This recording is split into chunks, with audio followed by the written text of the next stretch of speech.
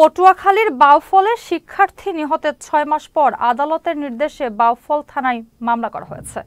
পিবিআইকে এই মামলা তদন্তের নির্দেশ দিয়েছেন আদালত। চলতি বছরের মে মাসে কালাইয়া মাধ্যমিক বিদ্যালয়ের ক্লাস চলাকালীন ছাদে বিদ্যুতায়িত হয়ে আহত হয়ে ১০ম শ্রেণীর ছাত্র বেল্লাল হোসেন হাসপাতালে নেওয়ার পর তাকে মৃত ঘোষণা করেন চিকিৎসকরা। মামলায় বিদ্যালয় প্রধান শিক্ষক ফেরদৌসী শিরিন, সহকারী শিক্ষক জাহাঙ্গীর হোসেন ও সুলতান আহমেদ সহ ৫ জনকে আসামি করা হয়েছে। আমাদের সহপাঠী যে বেলাল মারা গেছে, তো ওর ঘটনাস্থলে আমরা ছিলাম না, ওর পরিবার ছিল।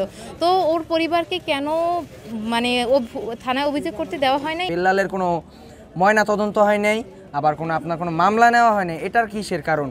সঠিক কোনো তদন্ত পাওয়া যায় না। আমরা মানছি যে ও দুর্ঘটনায় মারা গেছে, কিন্তু সেই দুর্ঘটনা কিভাবে মারা গেছে, কেন মারা গেছে সেটা যদি তদন্ত করা হতো তাহলে অনেক ভালো হতো, কিন্তু আমাদের স্কুল কর্তৃপক্ষ সেটা করতে দেয়নি।